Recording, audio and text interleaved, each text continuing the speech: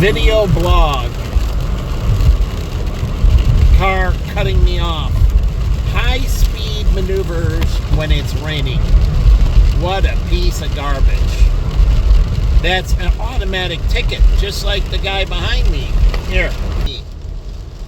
It's an automatic ticket right there on top of me. It's an automatic ticket. What does God do? As he said, he would stand back and watch how you either don't purify your systems or how you purify your systems. So you're damned if you don't, and if you do it wrong, you're damned again. So when you take it and cut God out of it, meaning cut me out of it, and you do it on your own, and you fuck up, you burn in hell. Because if you intentionally cut me out of the program and you fucked up, there is no salvation. So you decided to do it on your own. And if you fuck up, you burn. No forgiveness. You chose not to leave God in the plans. You chose to cut God out of it. Like Facebook. They're fucked. Any single fuck up, Mark Zuckerberg and them all, they burn in fucking hell. They rot. Because they choose to cut me out. That's why I laugh when girls choose. You choose a fuck up. You fuck up your pregnancy. You fuck up anything. You catch a disease. Not only are you fucking condemned, you're going to burn. Here and now, you're a two-time fucking loser. You could have chosen me, and you chose them. You're fucking dead. There is no get out of jail card. And I like to mention this with Jen. When we broke up, she said we could have stayed friends with benefits.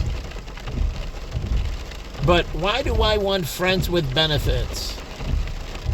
Because that means I could have screwed her and her friend Liz and Shelly and other girls that were all waiting for me for the relationship to crumble. And they were waiting for it to crumble, and they were waiting in the wings. Truly, they were still single. Why do I want to do that on her? It could have been a field day for me. And then I could have brought people over to the condo, like Sandy and many others before and had my way with them. And it would have been all good under her premise. Friends with benefits. I didn't want friends with benefits.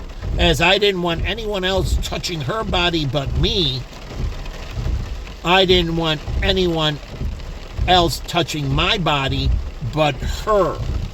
And I believe in reciprocity. She didn't understand this. Very naive. So I had all these people just waiting, and they were hounding me when we were together through all those years, and I said no.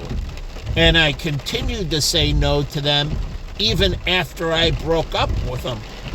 I wasn't on the phone to all these other girls and saying, hey, listen, me and Jen are done.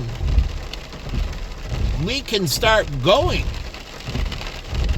And I can still, in my mind, I can still do Jen because she wants friends with benefits.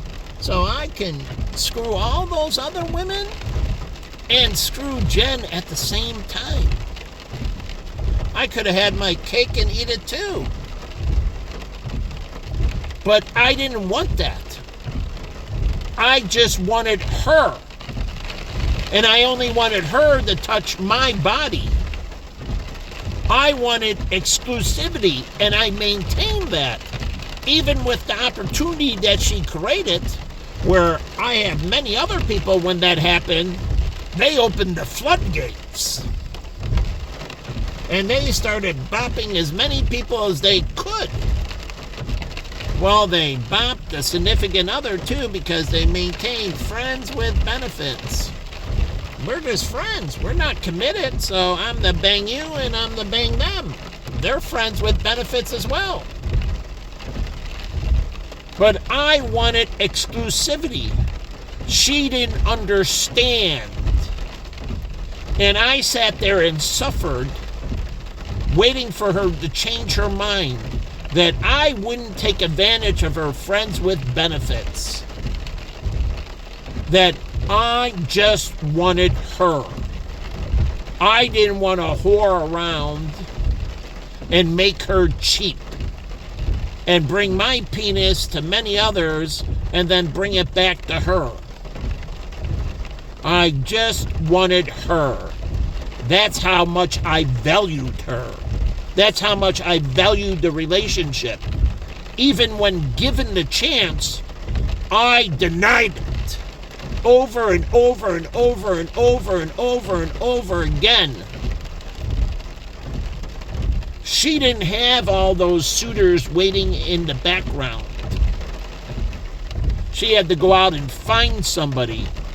I had numerous girls all piled up that through my whole relationship with Jen, they made it clear, and they did say it to me, that I want you, and if it ends, give me a call. I'm awaiting. So I could have done this and had a field day. But she didn't understand how precious I held her. That was my nickname for her. LBJ, Little Blessing Jennifer. And I only wanted my blessing, my daily blessing, Jennifer. So I only wanted my daily bread, Jennifer. And I wanted her to do the same with me, as I continuously chose her. And I could have had a field day. This is before weight. I was in incredible shape. I was supermodel looking. With the shirt off, I had still all the muscle mass without any of the belly. Like before, I had a little bit of belly. I didn't have that belly anymore. And I could have went out there bopping my brains out.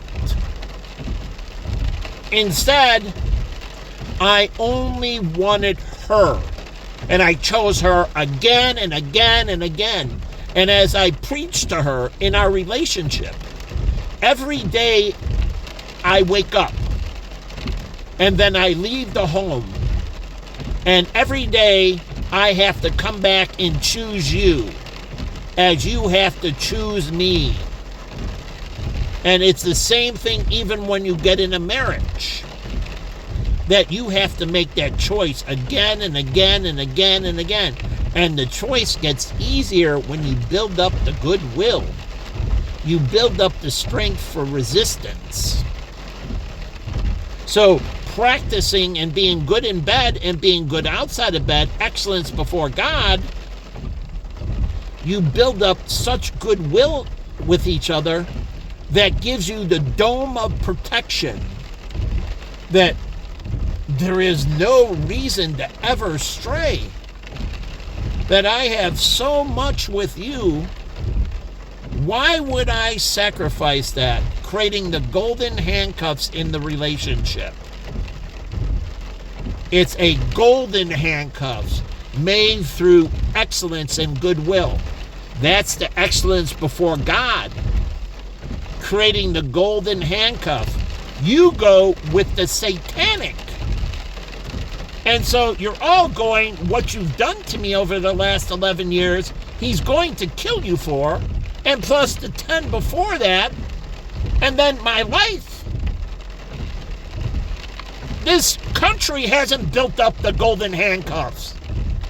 They made it one big suffrage.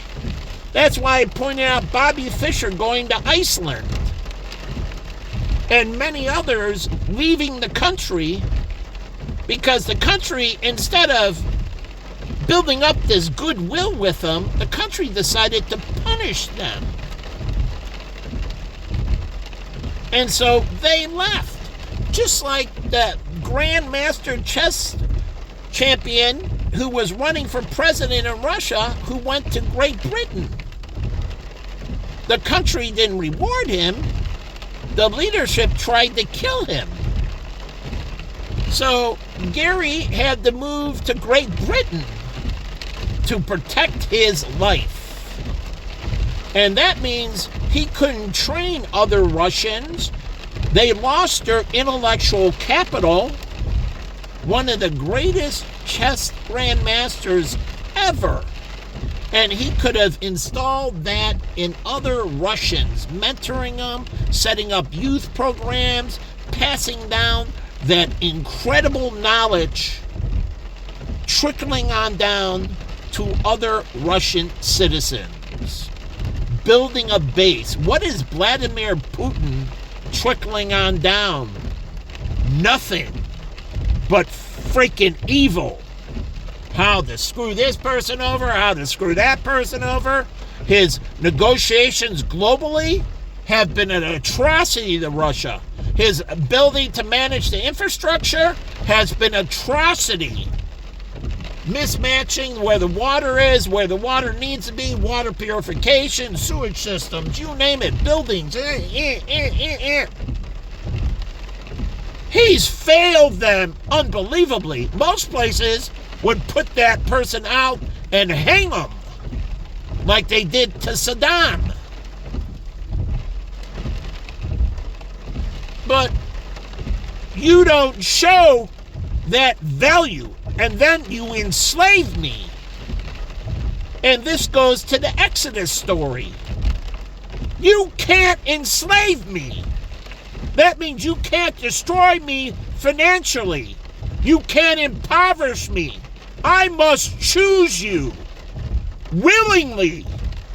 And if I don't choose you willingly, and you force yourself upon me, you all burn in hell. I have to choose this country willingly.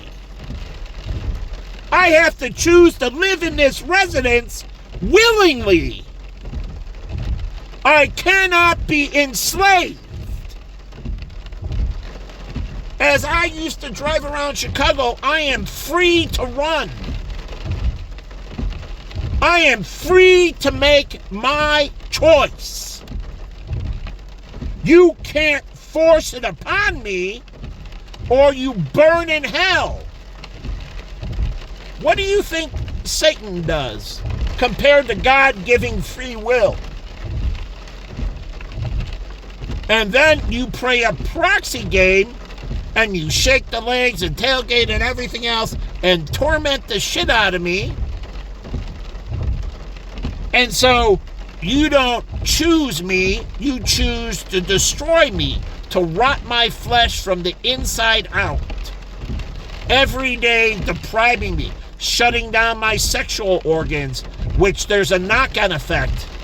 Oh, do you know, as your sexual organs shut down, like women keeping their cycle longer and preventing menopause, they live longer because it supports all the other organs too. So when you deprive somebody out of their bopping with the opposite sex, then you decide to kill them from the inside and out. And that's what I said with the priest. That's why they don't, no matter how good they are, or the monks, they don't live as long as pastors.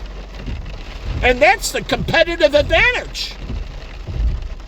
And that stifles the Catholic Church's ability to grow.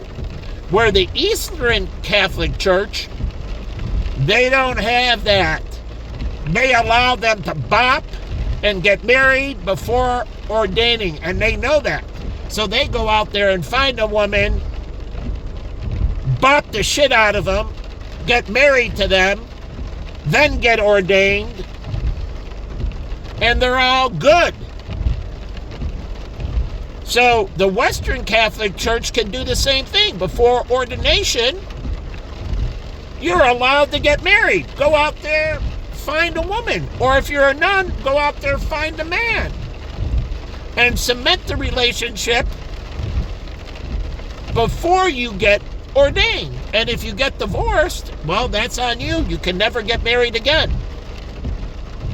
If they widow, there might be an exception.